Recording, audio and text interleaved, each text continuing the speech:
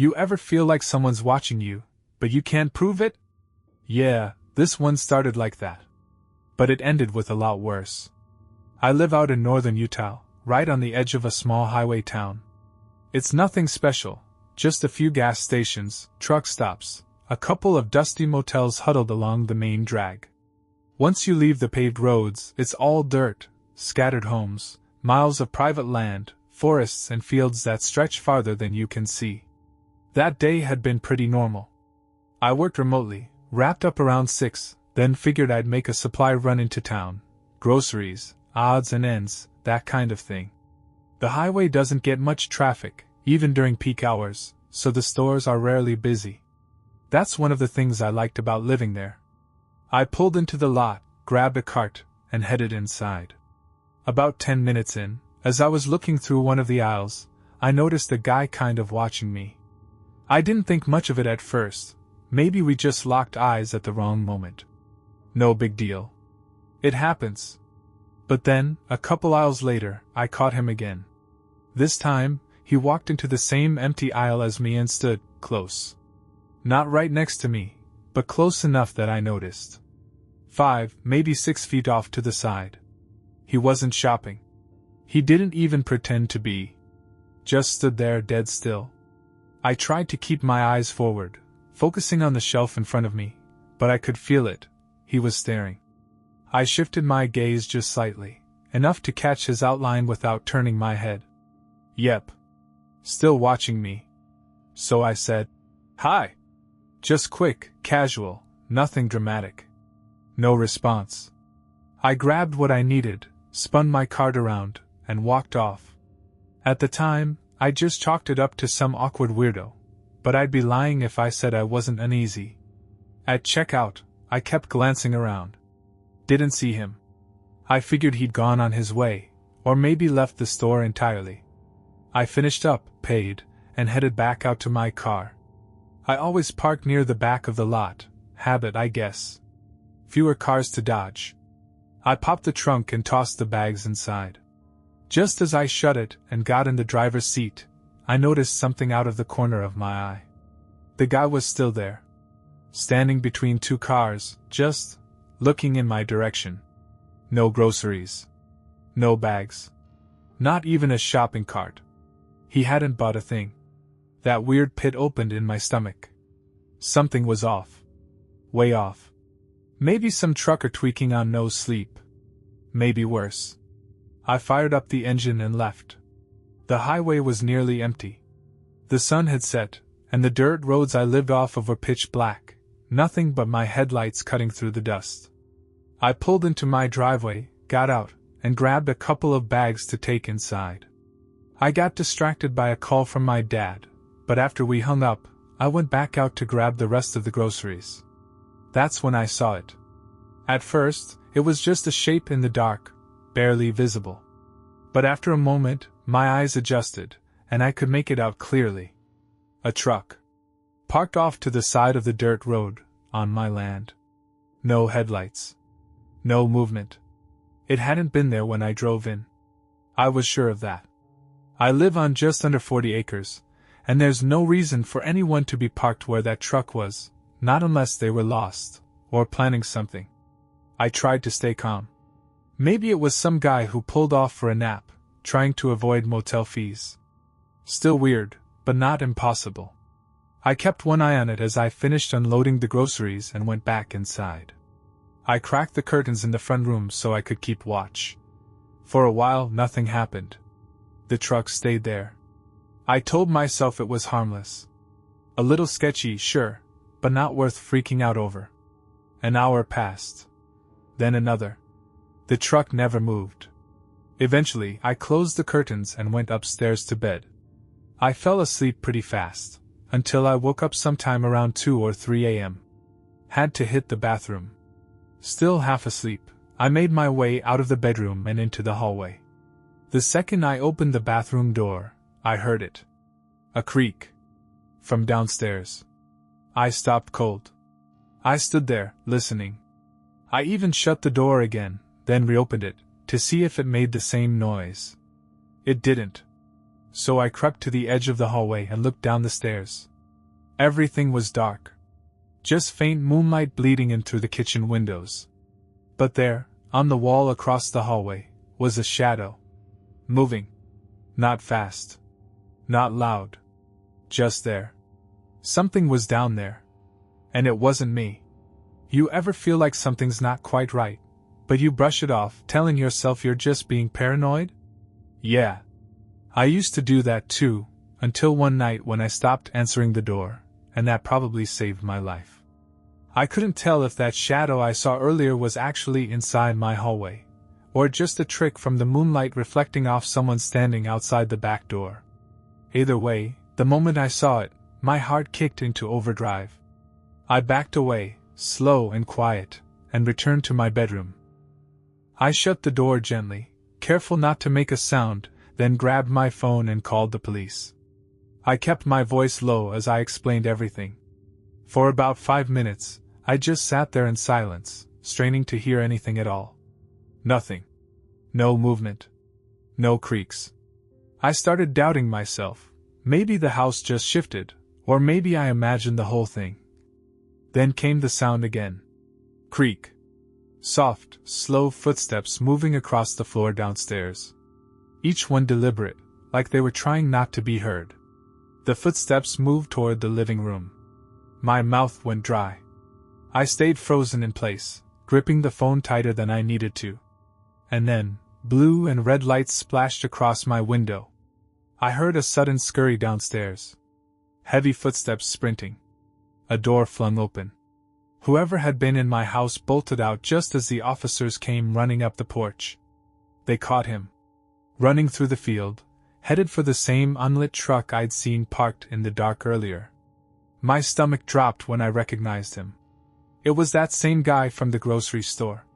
The creep who followed me through the aisles, now caught trying to flee my property, after breaking into my house. They found a weapon on him.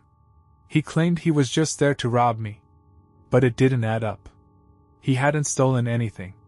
He didn't even bring a bag to carry things. And he had to have known I was home, lights on, car in the driveway. That wasn't a burglary, that felt personal.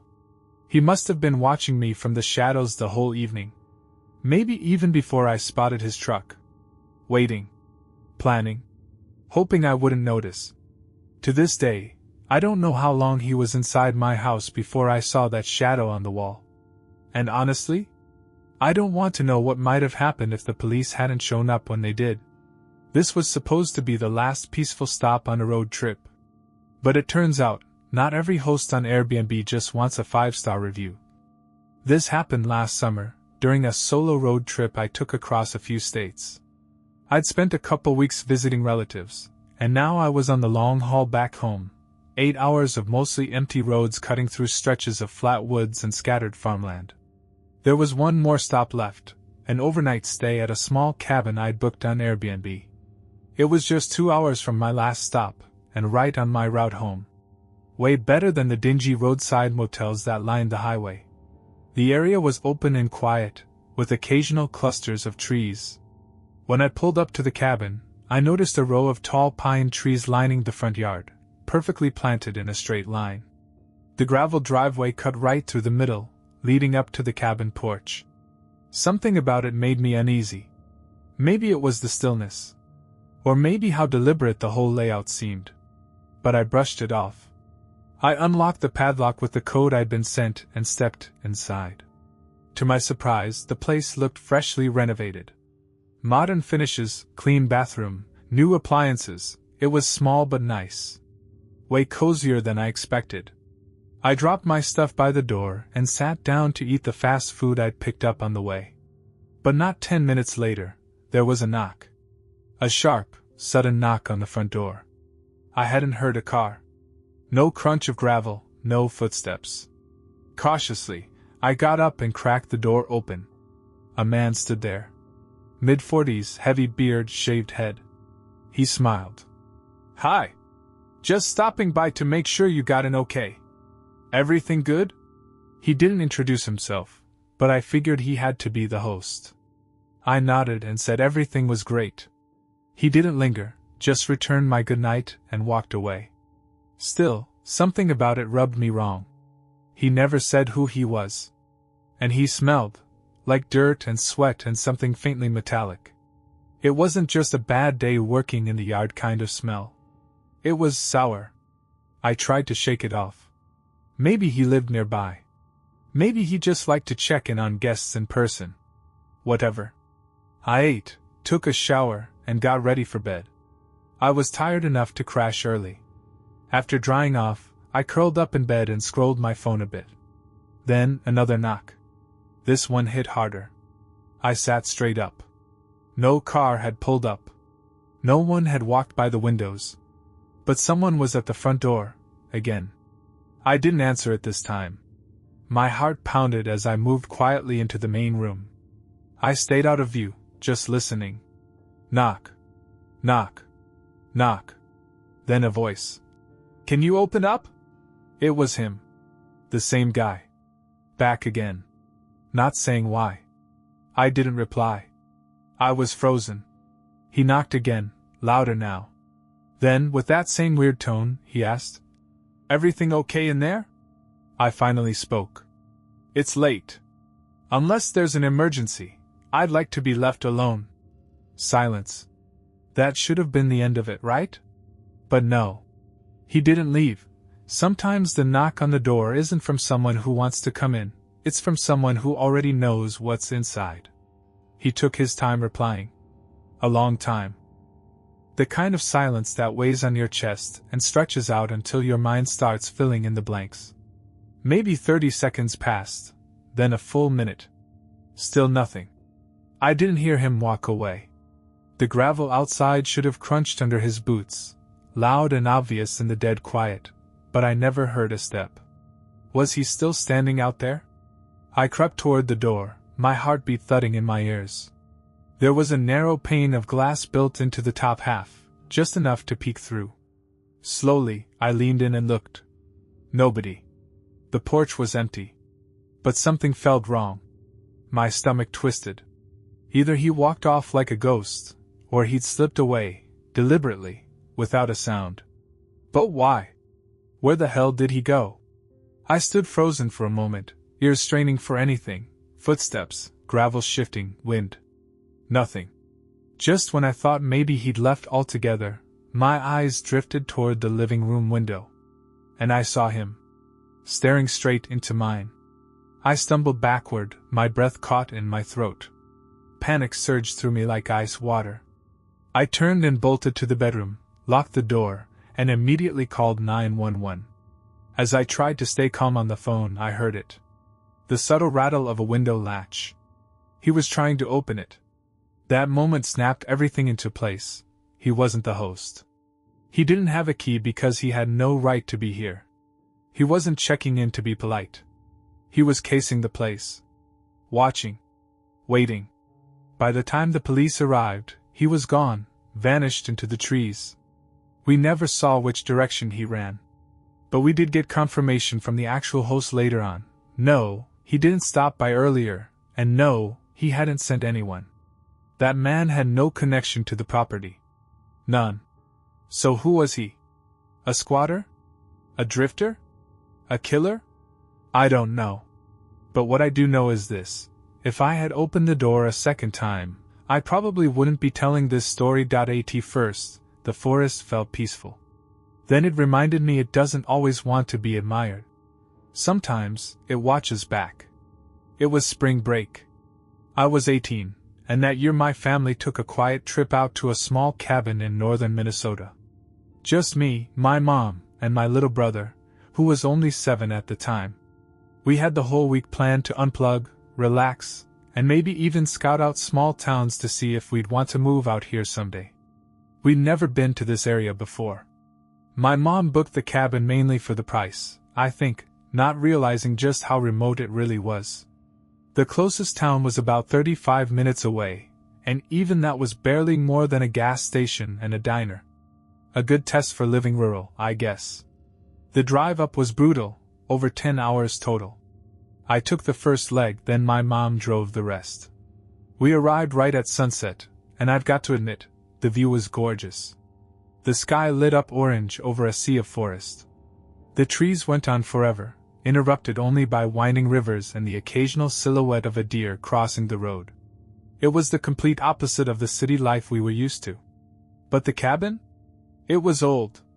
Not in a charming, rustic way either, more like creaky floors, uneven walls, and homemade everything. Still, it was a cabin. We weren't expecting luxury. After the long day, we settled in, lit the old fireplace, and just tried to rest. I crashed for a bit on the couch. By the time I woke up, my mom had already gone to bed, and my little brother was out too. I wasn't tired anymore, so I just stayed up, scrolling on my phone by the fire. Eventually, I stepped outside to get some fresh air and check out the little back porch. It was just a narrow wooden deck, with a sketchy fire pit in the center and a few chairs scattered around. But it had a clear view of the forest, and the quiet was incredible. No cars. No voices. Just wind whispering through the trees and a distant bird calling out now and then. I spotted some logs stacked beside the deck and thought, why not? I got a fire going. Sat out there, staring at the flames, soaking it all in. It was one of those rare moments where life feels calm, like the world had finally stopped spinning for a second. But that moment didn't last. About 30 minutes in, I heard it. Thwack. A sharp, sudden crack from somewhere deep in the woods. It echoed through the trees, just once, but loud. Like someone swung an axe into a log or tree trunk. I froze. The forest was pitch black beyond the ring of firelight, so I couldn't see anything. I tried to tell myself it could have been a branch snapping or a tree settling. But the sound, it was too clean. Too sharp. Someone had to be out there. The unease built in my chest. I stayed outside another 5 minutes, trying to shrug it off, but I couldn't shake it. The peaceful atmosphere was gone, replaced with the buzzing weight of something lurking just out of sight. Eventually, I stomped out the fire and went back inside. The cabin was quiet. My mom and brother were still out cold. But I didn't feel tired anymore. Something had shifted. I stayed up in the living room, phone in hand, watching a movie I'd downloaded. Tried to distract myself. About 15 minutes in, I heard something. A soft noise. Barely there. But enough to make me pause the movie. Was it footsteps? The cabin settling? The wind? I held my breath and listened harder. Whatever it was close. Inside or just outside, I couldn't tell. But that unease from earlier? It was back. And it was worse. Some places feel peaceful because they're untouched. Others feel that way because they've been forgotten. By reason, by safety, by everything that keeps the dark things away. I wasn't used to being in such deep, rural silence.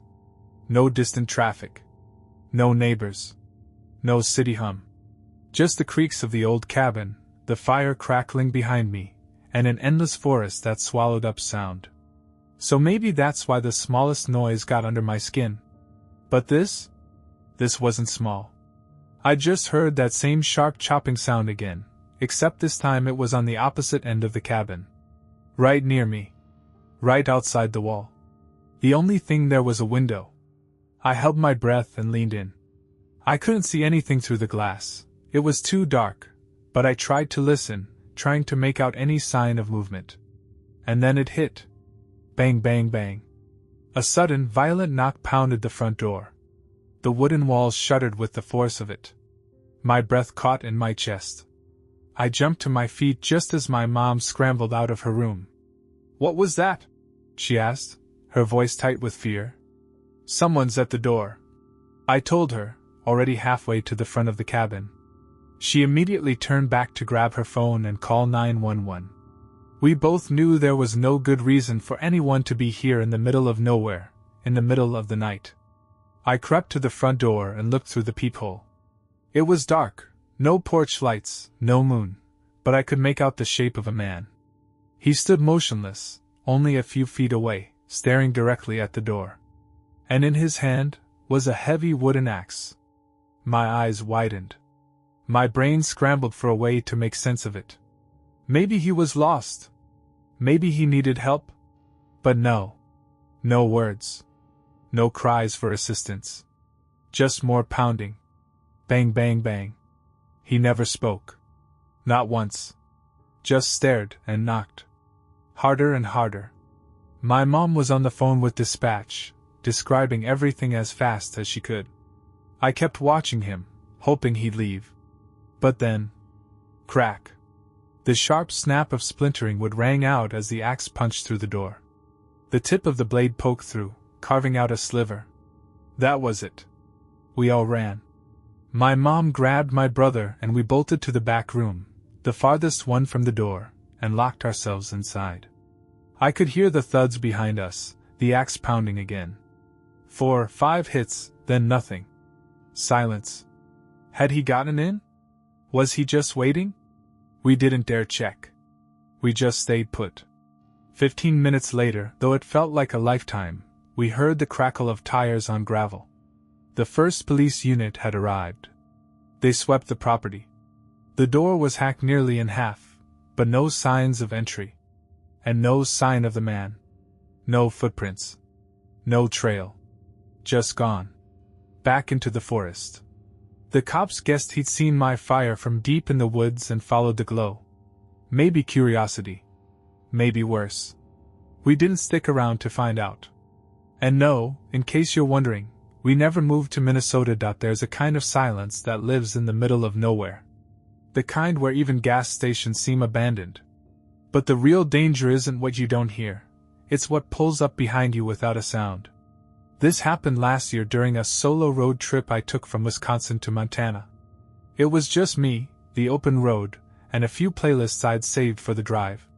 Because of how I had it all mapped out, I decided to push through most of it in one long haul, overnight, and through the following day. No need to burn time on another hotel. I'd rather just get home. I left at 7 p.m., packed the car tight, snacks riding shotgun, and hit the road. The first stretch was city, then some small towns, but once I passed that, it was empty. Just forest, endless 2-lane roads, and gas stations getting scarcer by the mile. About 2 hours in, I figured I should top off the tank. I wasn't low, but I didn't want to risk running dry in some dead zone. It took another 20 minutes before I found one, a tiny, lonely station with 4 pumps and a convenience store that was already closed. Not a soul in sight. I pulled in, parked beside one of the pumps, and got out to fill up. But the gas came out slow. Like, painfully slow.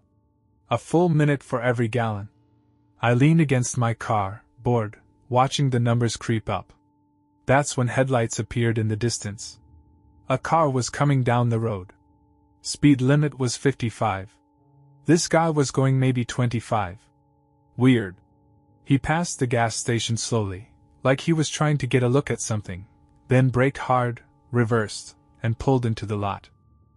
His car rolled up to the pump directly behind mine. No one else for miles, and he parks right there. I figured maybe he missed the turn. Maybe he was low on gas and panicked. It happens. But the way he backed up, and the way he parked, so close, put me on edge. Then he just sat there. No door opened. No movement inside. Just idling behind me, engine humming. He was just standing there. Same pump. Same stare. Same dead eyes. But the next time I saw him, he wasn't standing at all. I kept my eyes forward, watching the numbers on the pump slowly climb. That weird guy had parked behind me, and I could hear the creak of his door as he stepped out. A moment passed. Then another. But I didn't hear the beep of the pump starting. No footsteps. No movement. Curious and uneasy, I glanced to the side. He was already looking at me. Gray flannel. Black jeans. Tall, expressionless. Just staring. Our eyes locked for a second, and I forced a tight, awkward smile. A little nod. Then I turned back to my car, pretending not to care, but my skin crawled. Something about his eyes felt off, dull, but wired, like someone running on 2 hours of sleep and a gallon of cheap coffee. After what felt like forever, I finally heard him pick up the gas nozzle. The sound gave me a small flicker of relief. Maybe he was just weird. Nothing more. Maybe I was overthinking it. Another minute passed, and my tank was close enough to full. I pulled the nozzle out, twisted the cap shut, and glanced over one last time. He was staring at me again. No movement. Just those same heavy-lidded eyes locked onto me. I got in my car and pulled out without another look. Weird dude. But I shrugged it off. 3 hours later, the rain started. I'd been driving for 5 hours by that point. It was past midnight, and the roads were slick and dark. I tried keeping my energy up with snacks, blasting cold air, even cracking open an energy drink, but nothing helped. My focus was fading, and my gas tank wasn't far behind. At around 1 a.m., I found another station, barely lit, with old pumps and a shuttered store. I filled up, then parked at the side of the building to take a quick break. No one else around. Just rain hitting the roof and the hum of my car's engine cooling. I leaned the seat back, closed my eyes, and set a 30-minute alarm. I woke up early. Only 25 minutes had passed, but something had pulled me from sleep. Maybe the rain. Maybe instinct. I sat up and looked out the windshield, and froze. There was a car at the pump. His car. Same one from before. I was almost certain. But he wasn't inside. And I didn't see him standing nearby. I scanned the lot. Nothing. Just the low glow of the overhead lights and the smear of rain on the windows. Where was he? I felt my throat tighten. I turned on the ignition, ready to leave, when I glanced in the rearview mirror. And there he was. In my back seat. His face was barely lit, but I saw his eyes. Wide. Empty. Fixed directly on me.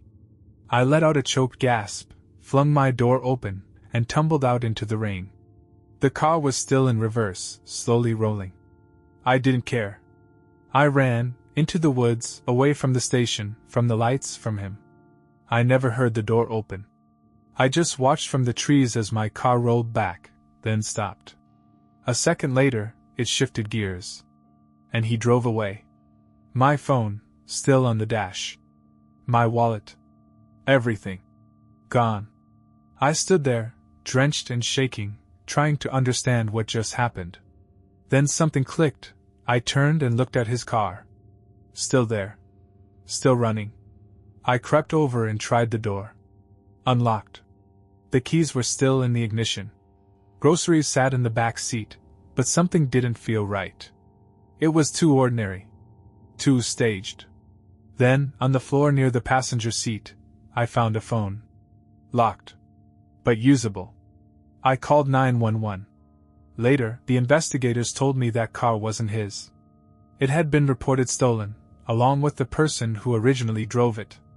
Same method. Same eerie silence. Same ending, except they didn't get away like I did. The police think he slipped into my car on purpose. Waited. Planned to wait until I was far enough out on the road before revealing himself, when help was too far to reach. I don't know what he wanted from me. I don't think I want to know. He was never found. Neither was my car. Do you still think that late-night knock, or the guy at the pump, or the shadow in the woods, is just a story? You sure you locked your car tonight? Because sometimes, they don't follow you for what you have. They follow you because they've already chosen you. Some people knock on your door because they're lost. Others knock, just to see who opens. But some never knock at all. They're already waiting. This happened last January, right in the dead of winter. I live in a small, quiet town surrounded by woods, about 45 minutes outside the city. My place is modest, tucked back in a neighborhood where the homes are spaced out by long driveways and thick clusters of trees. You don't get many unexpected visitors out here. That night, I had a half day at work and nothing planned. Just a relaxing evening at home. Around 7 p.m., I got a call from a friend, said his car was giving him trouble again, and asked if I could give him a ride home. Maybe grab some food on the way. I didn't mind. We'd done this before.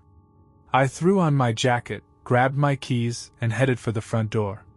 But the second I opened it, I froze. There was a man standing right there, a foot away from the door, just staring. He wore a heavy coat and had a black gaiter pulled up over the lower half of his face. He didn't move. Didn't even flinch like he'd been caught standing too close. I almost felt embarrassed for jumping, but then I realized something. He wasn't surprised to see me. Before I could speak, he muttered an apology and said he was just about to knock. I nodded cautiously and asked what he needed. He took a beat too long to respond. Then asked if I was David, or maybe Daryl. Some name that wasn't mine. I told him no. He just said okay, and turned to walk down the porch steps. I stepped outside after him, locking the door behind me, and watched him walk all the way down the driveway, out to the road, before I got in my car. The whole drive to pick up my friend, that guy lingered in my thoughts. It just didn't sit right. People don't wander up to houses in this area, not unless they're trying to. It's way too secluded for random mistakes. But maybe he was just lost. Maybe. I grabbed my friend, we grabbed some covers, and by 9 p.m., I dropped him off at his place. It had started snowing lightly. Calm, peaceful.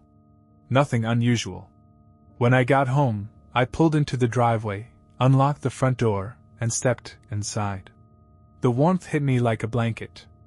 I kicked off my boots, sank into the couch, and let the TV play while I unwound. At some point, an hour or two later, I got tired. I stretched and started walking toward the stairs, shutting the TV off on the way. But just as I passed by the front door, I remembered him. The guy. The one who'd been standing there earlier.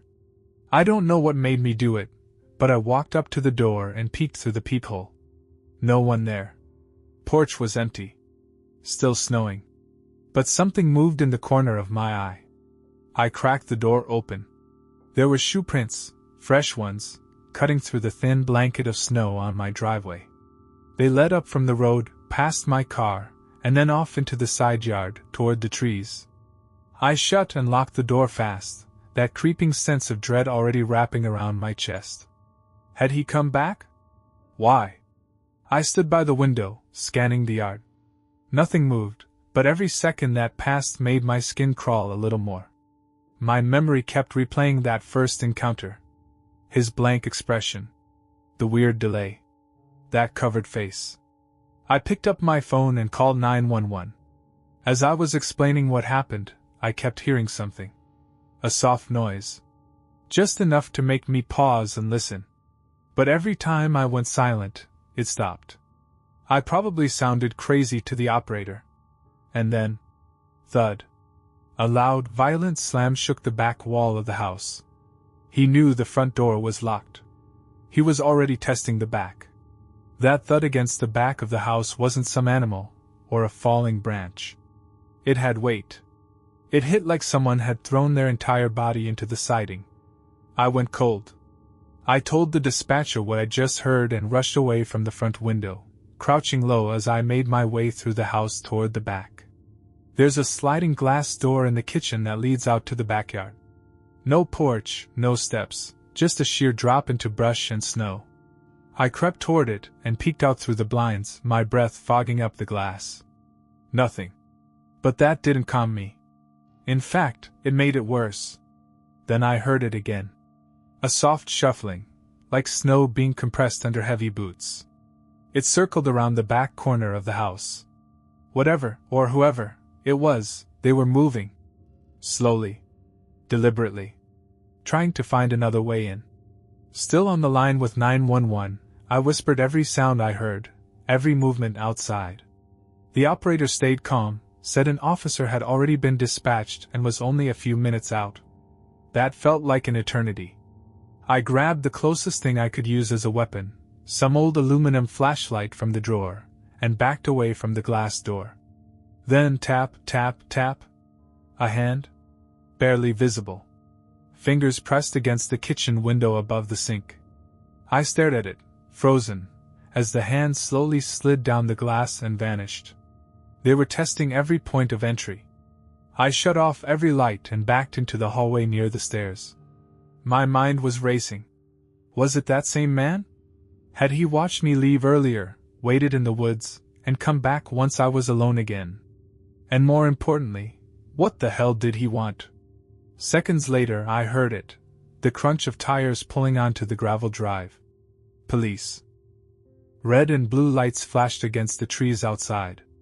I rushed to the front door and unlocked it just as the officer approached. I spilled everything, told him about the earlier encounter, the prints in the snow, the thud on the wall, the tapping at the window. He swept the property. But no one was there. No more footprints. No sign of a struggle. Nothing. The snow had already started covering the tracks again, erasing the path as if no one had ever been there. And whoever it was, gone.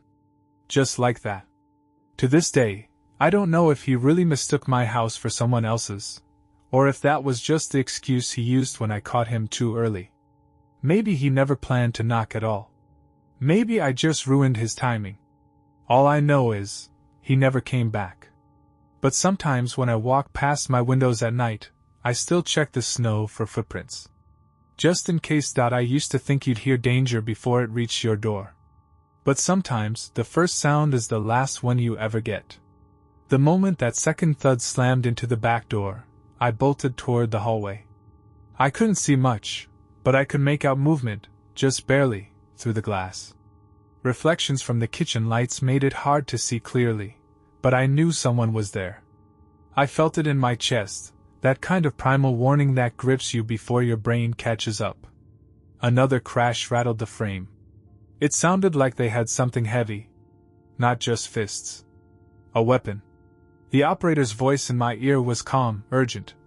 If you can't safely secure the door, you need to hide or escape. Do it now. My keys were on the counter. I didn't hesitate. I snatched them up and ran. Out the front, across the cold open yard. I kept expecting someone to leap out from the shadows or from behind my car, but nothing. I made it. Got in. Locked the doors. Peeled off down the road like my life depended on it, because it probably did. When the cops arrived, they found the back door hanging off its hinges. Splintered wood. Shoe prints across the wet floor, trailing into the living room and halfway down the hall. But whoever had been inside was gone. There was no way to prove it was the same guy from earlier. Just a vague description. No cameras. No neighbors around to see anything. And no sign of where he went after. I think I got lucky. If I hadn't opened that door earlier, I never would have checked the snow. Never would have looked again. Never would have been awake when the breaking started. I would have already been asleep. And who knows what kind of entrance he would have made then. Now, every night feels like a waiting game. Most babysitting gigs are boring. Quiet. Routine. Until the call isn't about the kid. Until the person outside isn't supposed to be there. Back in 2019, I was a sophomore in college. To help pay off my car, I babysat part-time, 3 or 4 nights a week. One of the regular families I worked for had a 3-year-old boy, and I'd watch him once a week while the parents went out. They were soft-spoken, polite, and always left around the same time, right after bedtime. They'd mentioned once that they usually went into the city. Maybe it was a date-night tradition or something. This particular night, I arrived around 8 p.m., said hi to the parents, and they told me their son was already asleep in their bedroom. They thanked me like usual and headed out. I tossed my bag down and walked through the house like I always did, just checking things out, making sure everything was where it should be. Then I sat in the living room. They were always cool with me using the TV or kitchen, but most nights I just stayed on my phone, checking in on the kid every now and then. Not even an hour in, my phone rang. It was the mom. I answered, and she sounded confused. "Hey, did you just call me?" "No," I said. "Everything's fine. I haven't called you." She paused, then said she got a call from an unknown number, but when she answered, no one spoke. She thought maybe I got a new phone or the call glitched. I reassured her again that everything was good, and she thanked me, sounding a little distracted, before hanging up. I brushed it off. Overly cautious parent. No big deal. I checked on the kid, still fast asleep, then returned to the chair. About 20 minutes later, while I was watching a video, I noticed something strange. Light. Headlights bleeding through the cracks in the front blinds. They weren't moving. Just stuck there, pouring into the room. I figured it was a neighbor pulling in late. But after a couple minutes passed and the lights still hadn't turned off, I got up and peeked through the window. A beat-up gray sedan sat at the curb. Rusted, tinted windows. Engine idling. And standing near the end of the driveway was a man. Just standing there. Staring up at the house. Not moving. Not shifting. Just staring. I stayed low and didn't move. It wasn't my house, and I wasn't about to open the door to confront someone. I figured maybe he was just lost. After a minute, he turned and got back into the car. But instead of leaving normally, the car crept away. Slow. Too slow. Almost like they were trying to keep looking at the house as they pulled off. I watched the headlights flicker through the trees as they drove down the road, and then they stopped. Far down the street, I could still see the faint glow between the trees. Then the lights went out. Like they'd parked. Like he got out. I stayed by the window for another 5 minutes. Never saw him come back. Never saw the car again. Eventually, I sat back down. But I didn't feel alone anymore. There's nothing more terrifying than a stranger breaking in. Except when that stranger might not be a stranger at all. I thought about texting the parents, really I did. Just to say something like, "Hey, weird car outside, guy was looking at the house." But I didn't want to stress them out if it was nothing. I figured if anything did happen, I'd deal with it. Not like I was going to fall asleep or anything. Still, the thought stuck in my head. So I turned the TV on, volume low so it wouldn't wake the kid, and tried to distract myself. But a few minutes in, I got up again and opened the blinds. I guess part of me needed to keep watch, like I couldn't let it go. After that, not much happened. An hour and a half, maybe even 2 hours passed. Just me on the couch, half watching some rerun with one eye open, the other drifting shut. I didn't even realize I was starting to fall asleep. I was still upright, still breathing slow, but not really there. Somewhere in between.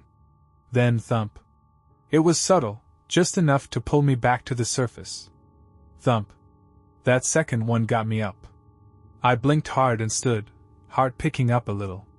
Didn't know if it was inside the house, or something outside, so I made a beeline for the stairs to check on the kid. But as I passed through the hallway, something moved. I turned my head, and locked eyes with a man standing outside the back door, pulling on the handle. He saw me. And without hesitation, he started yanking harder. Jerking it like he thought sheer force could snap it open. I bolted. Ran up the stairs, 2 steps at a time, adrenaline screaming through my chest. I opened the bedroom door, scooped up the kid, and whispered calmly that everything was okay. "Just a little game," I said. But my hands were shaking. Then the sounds changed. Bang. Crack. Metal splintering. Plastic breaking. He was trying to tear the door off its frame. I ran down the stairs, gripping the child, headed toward the front door, and then I heard it. The unmistakable sound of a door giving out. I turned. He was inside. I only caught a glimpse, dark hair, regular clothes, nothing flashy or out of place. Just a man. But in his hand was a knife. And he was running at me. I didn't think, I moved. Ripped the front door open, ran to my car with the kid still in my arms, and jumped in just as he lunged toward the window. I locked the doors, floored it, and peeled off down the street. Didn't look back. Not until I reached a nearby shopping center, lights still glowing in the distance. I pulled into a lit spot, called 911, then the parents. By the time cops arrived at the house, he was long gone. Back door wide open. No sign of how he got there or where he went. Just an empty trail of wet prints and broken plastic. I told them everything. Gave them a full description. But there was nothing to link the guy to anyone. And no way to prove what he was really after. But I think I know. He wasn't there for me. He wanted the kid. The next part's almost stranger than the attack. The parents thanked me that night, hugged me, told me I did the right thing. And then, silence. They never called me again. Never returned my texts. Never offered me another job. It was like they cut all contact on purpose. I dug a little, just trying to understand why. That's when I found something online. The mom had previously been married to another man. The timeline checked out. And from the one old photo I found, he looked eerily similar to the guy I saw that night. I'll never know for sure if it was him. Maybe he was the father. Maybe there was a custody thing. Or maybe something darker. Whatever it was, I think they knew more than they let on. And maybe that's why they shut me out. To keep whatever it was buried. It's been years now. I've moved on. But I still remember that man's face. I still remember the look in his eyes when he saw me holding that child. And I still remember what I felt in that moment. That if I hadn't gotten to that door, if I'd hesitated even a second, we wouldn't have gotten out.